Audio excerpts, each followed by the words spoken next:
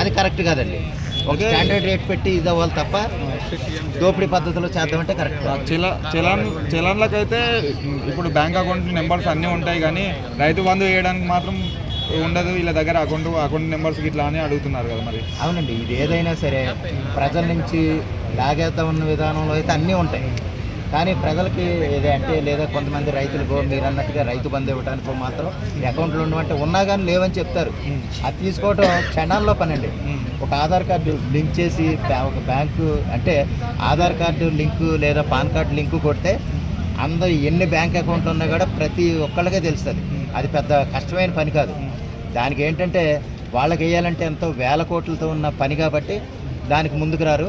అందువల్ల ఏంటంటే రైతు బంధు అడగలేదు, పోనీ ఏది అడగలేదండి. వీళ్ళకెళ్ళే పథకాలు పెంచుకుని ఉచితంగా ఉచిత పథకాలను అలవాటు చేసి ప్రజలను సోమరపోతులు చేసి వాళ్ళని ఎందుకు పని చేయకుండా చేయటం తప్ప ప్రజలకేమి ఉచిత బస్సు అవసరం లేదు, ఉచిత విద్యుత్ అవసరం లేదు, ఉచిత పథకాలు అవసరం లేదు. మరి రేవంత్ రెడ్డి గారు అయితే మేము వాళ్ళలాగైతే 100 ఎకరాలు ఉన్న వాళ్ళకి వేయట్లేదు, చూసి వేస్తున్నాము, 5 ఎకరాలు ఉన్న లోపలకి అందుకోసమే కొంచెం వర్క్ చేస్తున్నాము అండర్ గ్రౌండ్ అని చెప్తున్నారు కదా. కరెక్టేనండి. 5 ఎకరాలు ఉన్న వాళ్ళకి ఏంటంటే 5 ఎకరాల వాళ్ళు కూడా వాళ్ళు ఇప్పుడు ఆ మాత్రం ఇప్పుడు 5 ఎకరాలు ఏంటంటే 10 ఎకరాలు ఉన్న వాళ్ళు కూడా ఆపదలో ఉన్న వాళ్ళు ఉంటారు, ఇబ్బందుల్లో ఉన్న వాళ్ళు ఉంటారు. పంటక కొట్టుకుపోయి రకరకాలుగా ఉండి పొలాలు మోటార్లు లేక ఇలాగా మరి వాళ్ళ సంగతి ఎవరు చూస్తారు? 5 ఎకరాల వాళ్ళే చూస్తాం అంటే ఎలా కుదురుతుంది? చూడాలనుకుంటే కనుక అందరినీ చూడాలి. ఇప్పుడు 20 ఎకరాలు ఇప్పుడు ఎకరం ఉన్నవాళ్ళు రైతులు కాదండి, వాళ్ళు కష్టాల్లో ఉంటారా అంటే 5 ఎకరాల లోపు ఉన్న వాళ్ళే వీళ్ళు కూడా. కానీ ఏంటంటే 6-7 ఎకరాలు ఉన్నవాళ్ళు వాళ్ళకి ఇబ్బందులు ఉండవా?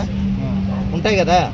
చూస్తే అందరికీ ఇది అవ్వాలి అంతే తప్ప 5 ఎకరాలు ఉన్న లోపోళ్ళకి ఇది, లేకపోతే 100 గజాలు ఉన్న లోపోళ్ళకి ఇది అంటే చాలా దోపిడీ జరిగింది గతంలో ఉన్న ప్రభుత్వము. 100 ఎకరాలు ఉన్న వాళ్ళకు మళ్ళీ అంటే పెద్ద అంటే అగ్రికల్చర్ ల్యాండ్ కాకుండా వేరే ల్యాండ్ కూడా వేసిరని చూడగా మరి. అవునండి, వీళ్ళు చేసేది అదే కొనసాగిస్తున్నారండి. వీళ్ళు ఏం చేయలే.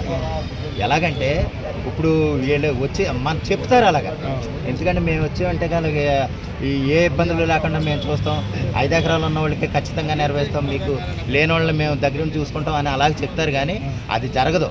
వాళ్ళున్న లిస్టే వీళ్ళు కొనసాగిస్తారు. వీళ్ళు ప్రత్యేకంగా చేయడానికి ఏముండదు, ఎందుకంటే గ్రౌండ్ లెవెల్లో చేసే అధికారులు వేరుంటారు. వాళ్ళ అధికారులు ఇచ్చిన ప్రకారమే పైకి వెళ్తారు తప్ప సీఎం రేవంత్ రెడ్డి గారు లేకపోతే ఎవరో వచ్చి దగ్గరుండి చూడరు. వాళ్ళకి తెలియదు అసలు.